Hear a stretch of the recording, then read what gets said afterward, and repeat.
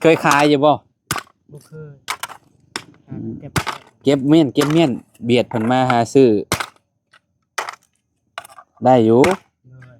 ได้สิแพงเติบอยู่ครับว่าโลนึงประมาณครับเมี่ยน20 10 ปลายพันเลย20พูดได้บ่20อะอืมกิโลละ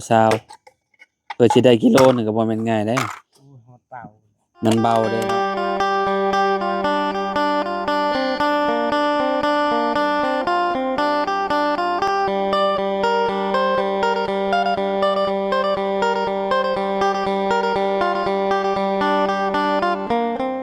พี่น้องเอ้ยเนาะโตเฮ็ดหยังบาดนี่เก็บกระป๋องไว้ขายแล้วบาดนี่เลยโอ้คักแล้วนี่ขวดสปอนเซอร์กับขวดกระทิงพี่น้องเอ้ยเนาะทีมงานซื้อมาฝากสร้างฝากอาเจืองนำเก็บสะสมเมียนเนาะเลยอ๋อคักพี่น้องเอ้ยเนาะสบายดียามแรงๆเนาะพ่อแม่พี่น้องเอ้ยเนาะเข้ามาหาอาเจืองอีกคือเก่าคือเดิมพี่น้องเอ้ยเนาะเข้ามาก็ถึกจังหวะสร้างเพิ่นกำลังเมื่อแลปึ๊ดกำลังกลับพี่น้องเอ้ยเนาะโดยทางช่างเพิ่นมีกินเล็กๆน้อยๆพี่น้องเอ้ยเนาะมานั่งซุ่มแซวกันพากันกลับแล้วเนาะ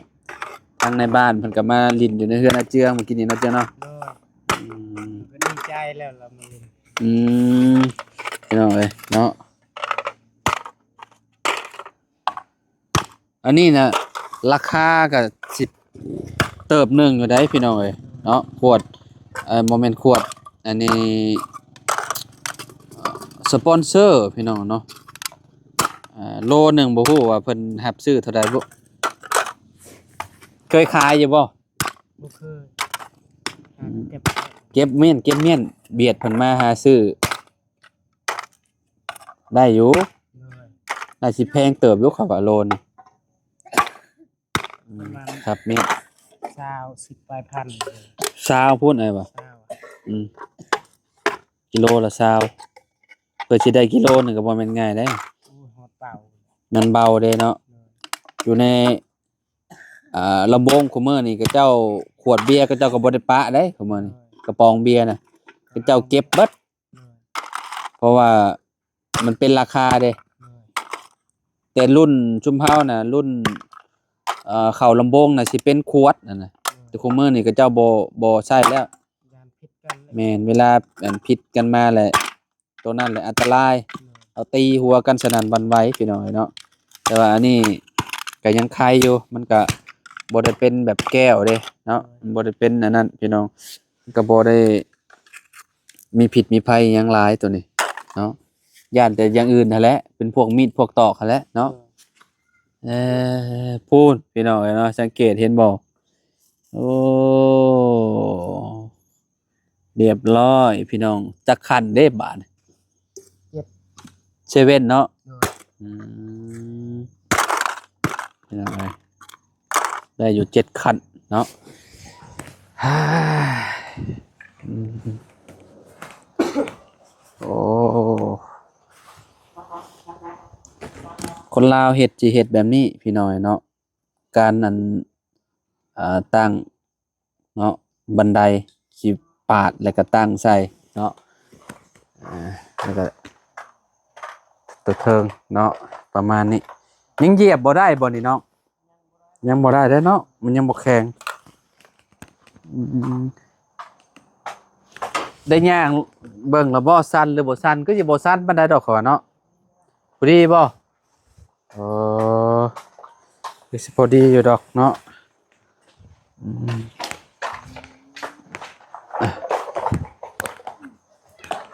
โอ้มื้อนี้เพิ่นได้ตัวนี้เนาะได้บันไดนี่เนาะเอ่อติดตั้งบันไดยังลูกติ่งมันบัดนี้พี่น้องเอ้ยเนาะยังลูกติ่งที่ว่าเพิ่นยังบ่ได้ติดตั้งเนาะมื้ออื่นพุ่นแหละพี่น้องเอ้ยเพราะว่านี่มันยังบ่แห้งเด้นี่ยังอันนี้อยู่ยังเปียกอยู่เพิ่นหาก็เฮ็ดแล้ววังบ่โดนนี่เด้นี่เอ่อในการเนาะแต่ แรกๆพากันเว้ากันว่าสิประมาณอันเก้าพี่น้องเอ้ยเนาะวันนี้เพิ่นเฮ็ดได้อยู่ประมาณ7อัน7ขั้นยังมีหลายอยู่บ่อันขวดนั่นล่ะบ่มื้อนี่เพิ่นติดตั้งตัวนี้ ติดตั้งตัวนี้แล้วก็ใส่ไม้ระแนงหม้องนี้พี่น้องเอ้ยเนาะแต่งนะแต่งหน้าให้เนาะแต่งคิ้วเทิงนั่นแหละพี่น้องเอ้ยคือแล้วในส่วนนี้เนาะยังเหลือผู้และบานประตูยังบ่ได้เข้าถ้าเข้าบานประตูแล้วก็คือจบงานนะทางช่างนี่เออคักๆๆๆว่านะหรือว่าฝนตกมากับบ่เปียกบันไดพี่น้อง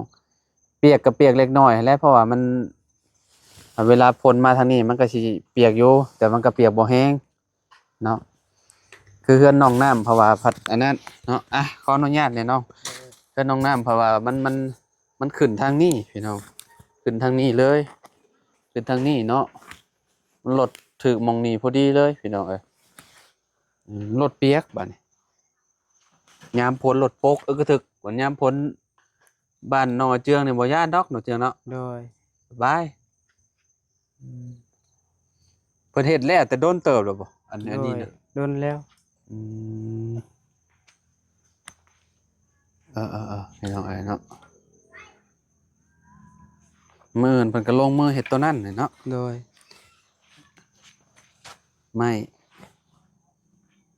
พออยู่บ่ไหม พ่อช่างว่าพอแล้ว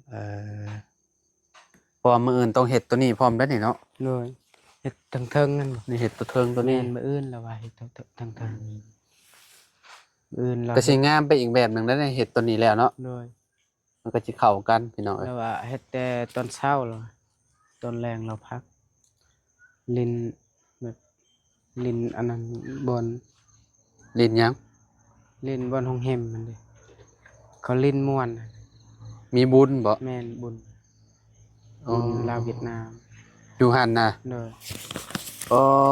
เฉพาะข่อยกายมาเมื่อกี้นี่เห็นเวทีแบบ โดย ปักใหญ่ๆนึง โดย พระเจ้าเฉลิมฉลองอีหยังนี่ โด แบ ย บว่า เริ่มฉลองปีใหม่กัน แม่นนะ โดย โอ้ยิ่งใหญ่บ่นี่ โดยอันนั้นวงเวียกใหญ่แหละตอนนั้น ข่อยเห็นกายมากินนี่ข่อยเห็นวงดนตรีเขาเจ้ากำลังแบบประกอบแบบยิ่งใหญ่เลยพี่น้องเอ้ยเนาะอ่าอยู่ทางไปเมืองนองนี่เนาะ โดย โอ้เขาจะมาเฮ็ดแต่คาบเช้าบ่ เราเฮ็ดดนแล้วแหละ บ่เขาเจ้าสิมาเฮ็ดแต่คาบเช้าบ่ แม่น มาเอิ้นน่ะ โดย อืมมาเฮ็ดคาบเช้าแล้วเลิกติ โดย มาเอิ้นมื้อฉลอง แม่น เอออยู่บ้านดงมีงานพี่น้อยเนาะอ๋อครับ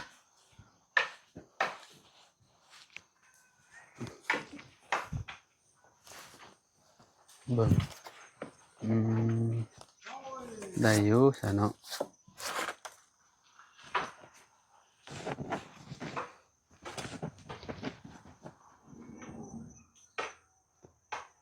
สร้างว่า หืม สร้างว่ายานมันห่างโพดเลยค่อยว่าพอดีแล้ว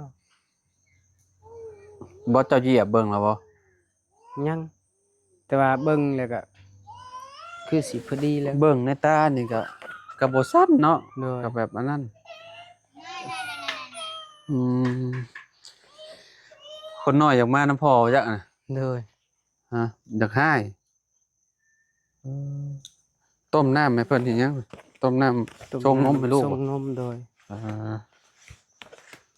พี่คนน้อยพี่น้อยเนาะจากลิ้นตะปูระวังได้ปักตาตัวเองได้ระวังเด้อโอ้คนขี้ดื้อนี่คนน้อยๆนี่พลักสวัสดีครับ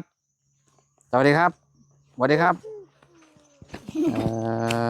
อสบายดีเด้อน้อง สบายดี อืม สวัสดีครับคนรอบ่ได้ย่านคนที่นี่นะอ๋อจูดใหม่เบิ่นแล้วนี่เนาะ โดย อ๋อเลิกกะลีนี่ข้อยคิดว่าตื้นๆซิดอก พอลงมาแล้วว่า มีแต่แก้วแล้วนั่นนี่ อืม สิเก็บลอง มันแลทมบ่เลยทมให้มันเพียงไปเลย โดย เนาะ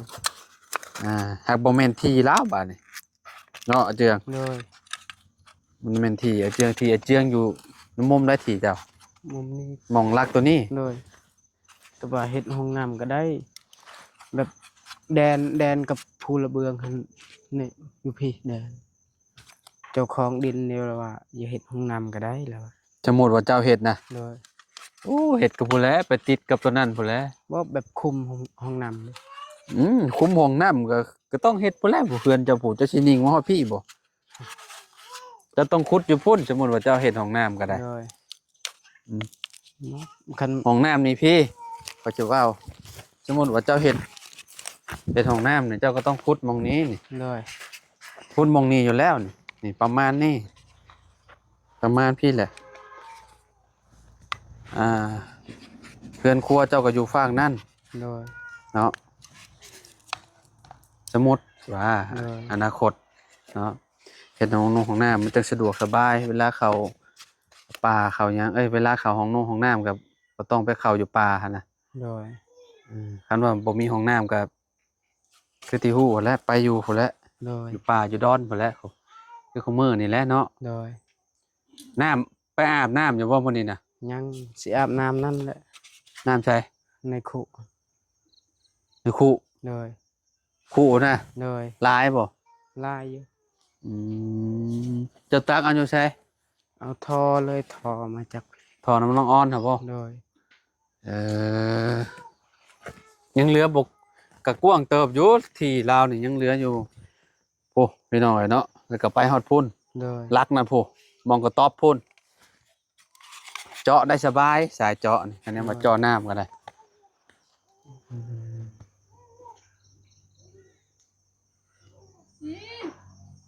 ถือว่าโอเคแล้วตอนนี้เนาะ โดย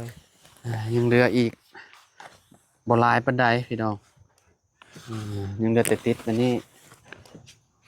ติดประตูเนาะเท่านั้นก็คือจบเลยบ้านอาเจียงมื้อนี้แล้วเสร็จสมบูรณ์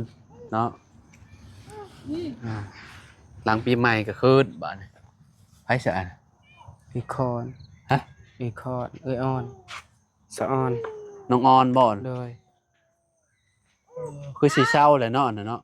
นายไอ้ดาวนายเลยเจ้า คือสิเช้าแล้วว่าอัน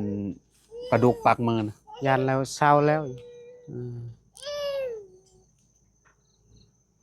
โคตรพักยามแรงบ่ โดย พุ่นน่ะพี่น้องเนาะยามแรงๆแล้วก็โคตรพักโคตรยากพลัก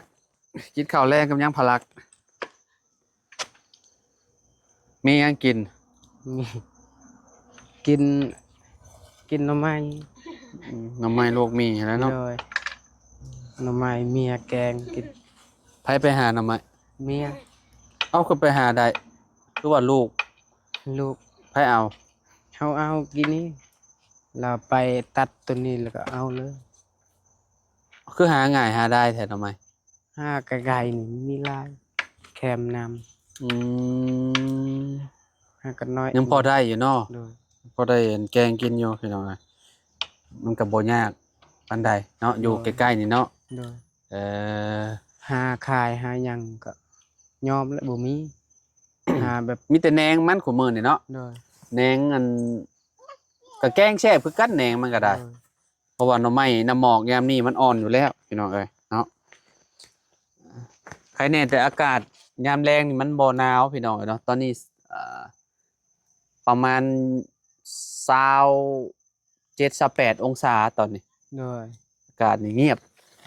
สังเกตเบิ่งเห็นบ่มีลมเลยพี่น้องเอ้ยเนาะคะแนนหนาวเนี่ยเจืองยันบ่ใกล้น้ำอยู่ครับว่า โดย อาบอยู่บ่น้ำเจ้าก็ได้ ยัง ย่างบ่ โดย โอ้ยสิอาบอยู่บ่มื้อนี้น่ะ เอ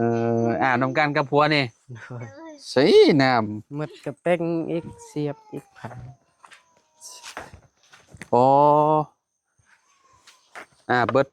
ทั้งนี่และสองคนเนาะ โดย ได้อยู่ซะเนี่ยเอ้ยเนาะเป่งมาแต่น้ำสั่งของซาออนถูกปะ โดย อาจจะพุ่นเนาะ โดย โอ้พี่น้องเนาะเพราะว่าคอน้ำเพิ่นนี่มาเทอันนี้เทพื้นอันนี้พี่น้องเนาะมาเทพื้นอันนี่แหละทางขึ้นบันไดแล้วนี่แหละนี่เนาะ